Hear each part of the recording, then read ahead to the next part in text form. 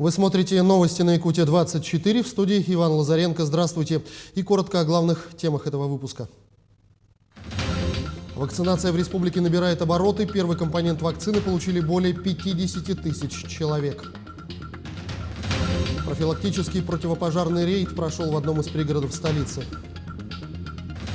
В Кузбассе нашли бивни мамонта. Предположительный возраст находок от 10 до 40 тысяч лет до нашей эры.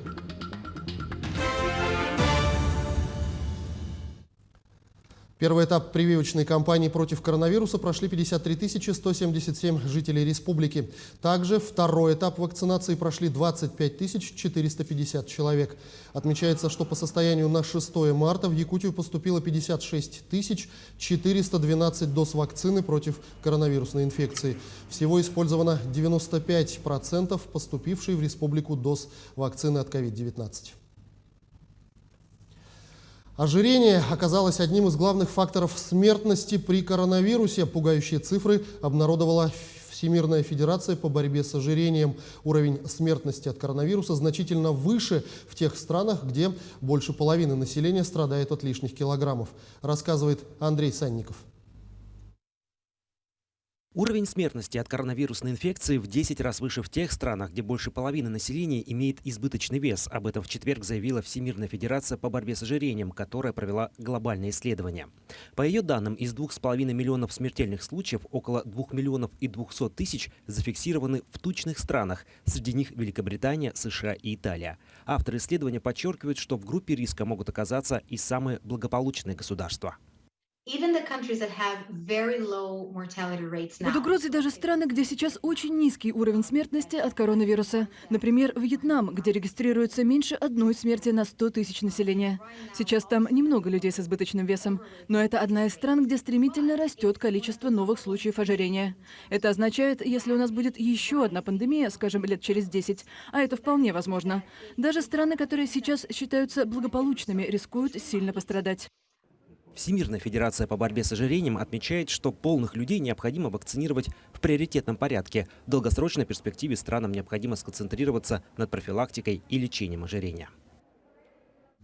В целях обеспечения пожарной безопасности горожан, предупреждения пожаров в жилом фонде Якутска регулярно проходят профилактические рейдовые мероприятия.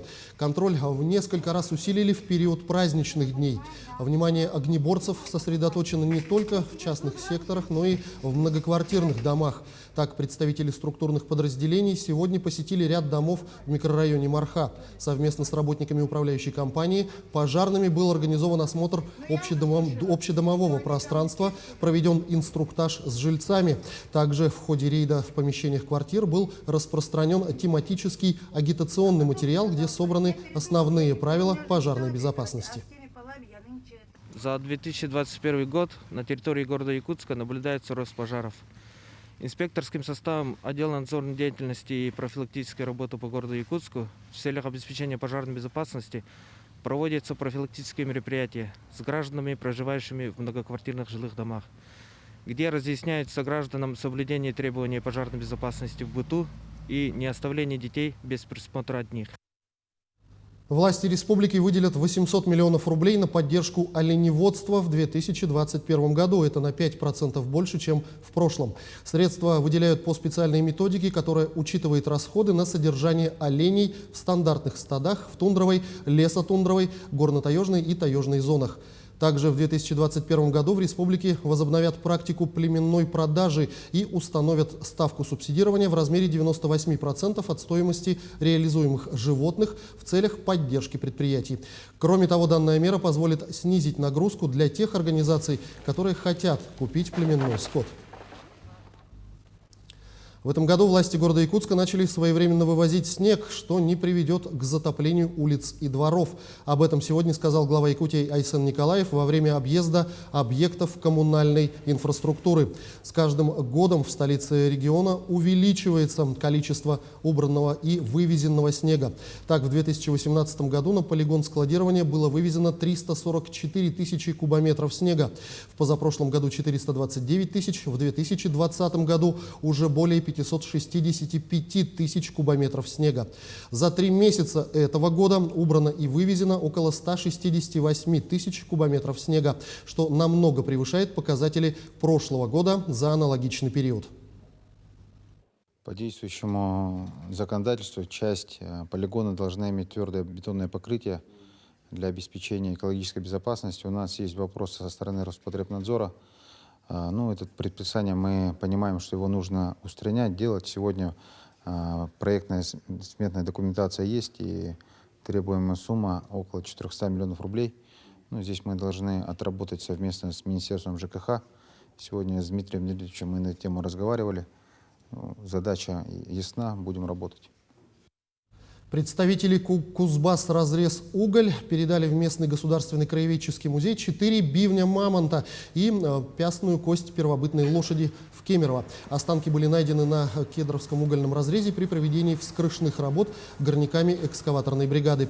Датировку исследователи пока еще не определили, но предполагают, что особь найденных бивней жили примерно от 10 до 40 тысяч лет до нашей эры. Подчеркивается, что бивни могли принадлежать разным мамонтам ввиду различий диаметров найденных артефактов. Теперь сотрудникам музея предстоит очистить и внимательно изучить будущие экспонаты, чтобы в будущем представить их широкой публике. Сотрудники Центра подготовки кадров поставили рекорд в области онлайн-марафонов. Преподаватели проводили тренинги 12 часов подряд. Столько же тем затронули. Нон-стоп-марафон стал самым продолжительным в республике. Анна Брянская с подробностями. В великих компаниях знают, что нужно заниматься только тем, что действительно увлекает. Прежде чем принять хорошее решение, нужно выяснить, чего мы не знаем. Такие мотивационные цитаты расположены в Центре подготовки кадров. Здесь уже месяц проходят онлайн-тренинги, на которых можно обучиться чему угодно. Наушники, микрофон, камера и компьютер. Такой арсенал сопровождает Регину Юзмухаметову во время тренингов. Она один из спикеров марафона. Девушка знает, как написать деловое письмо быстро и понятно. Лайфхаками делится с аудиторией по ту сторону экрана. Нужно учиться по-другому доносить свою мысль до человека, не словами «так, нужно срочно, нужно вчера, сиди весь вечер, делай, мне там все равно» и так далее. После часового тренинга меняются спикеры, темы. И так 12 часов. К юбилею специалисты Центра подготовки кадров решили установить личный рекорд. Задумано, сделано. В республике настолько продолжительных марафонов не проходило. Сложно не было, все было драйвово. Тренеры сменяли друг друга. Мы в другом кабинете параллельно сидели, смотрели, как наши коллеги проводят тренинги. Было даже несколько человек, которые с нами были на протяжении всех 12 часов. Пройти мини-обучение могли все желающие, и таких оказалось около 200 человек. Одна из них – Галина Вакаринцева. Вооружившись кружкой кофе, девушка посетила 9 бесплатных занятий. Часть тренингов помогает в работе, часть информации, как уже сказала, уже мне была известна, потому что много прохожу курсов различных. Интересно послушать новый взгляд другого человека уже на привычные вещи и вспомнить те знания, которые имеются, и что-то открыть для себя новое. На 12-часовом марафоне каждый мог найти тему по душе. Как оказать первую помощь, написать деловое письмо, провести совещание, на котором не захочется спать. Организаторы тренингов результатом довольны. Анна Брянская, Кирилл Шолохов, Алексей Меркулин, телеканал «Алмазный край». Накануне Дня оленевода в Нерюнгри состоялось торжественное возложение цветов к памятнику «Идущие поперек хребтов». Подробности в сюжете наших коллег. В этот день возле памятника собрались благодарные потомки каюров-оленеводов, чтобы отдать дань памяти и уважения коренному населению Южной Якутии эвенкам и их значительному вкладу, внесенному в промышленное освоение территории. Тем, кто в годы становления и формирования Южно-Якутского территориально-производственного комплекса трудился рядом с геологами, выполняя роль проводников, помогал не только открывать клады родной земли, но и учил выживать в суровом климате, предостерегал от опасностей. Дорогие нерюнгринцы, спасибо большое, что вы пришли на наш праздник. Праздник – это память каюров, которые проложили дорогу к недрам. Каюры – это люди большой буквы. Мы поздравляем всех с праздником праздником, Днем оленевода! На мероприятии прозвучали слова благодарности не только в память каюров-первопроходцев, но и тем людям, кто и сегодня бережно хранит традиции национальной культуры эвенков, а также поздравления с национальным праздником Днем оленевода.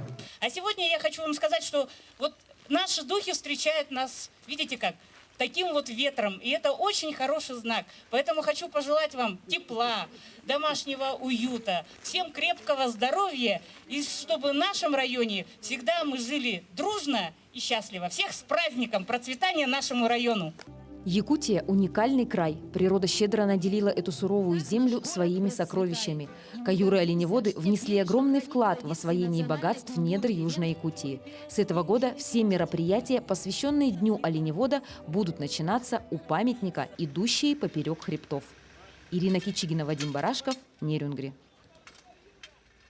Якутяне стали больше времени проводить на открытом воздухе. Связано это не только с приходом весны, но и с открытием новых мест отдыха. Так, в эти минуты проходит торжественное открытие катка в парке культуры и отдыха столицы. Накануне там побывал Петр Васильев. В столичном парке культуры и отдыха в тестовом режиме начал работу каток под открытым небом.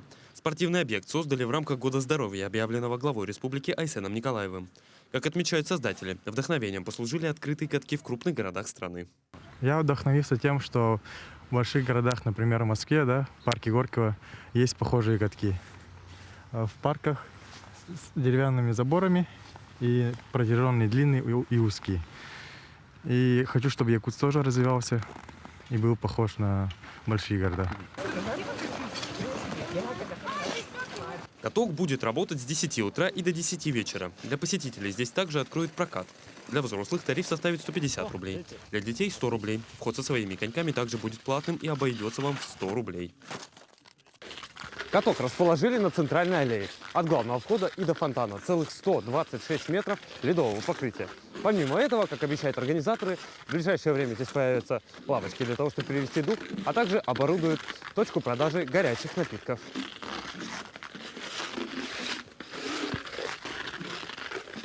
Не забыты и санитарные меры. Сотрудники работают в масках и перчатках. Помимо этого, обязательно используют антисептики. Ну а главной особенностью объекта станет вечерняя иллюминация. Создатели проекта уверены, новый каток позволит большему числу якутян с пользой провести эти праздничные весенние дни. Петр Васильев, Георгий Григорьев, Якутск. К этому часу пока вся информация о развитии событий вы узнаете в наших следующих выпусках. До встречи в эфире.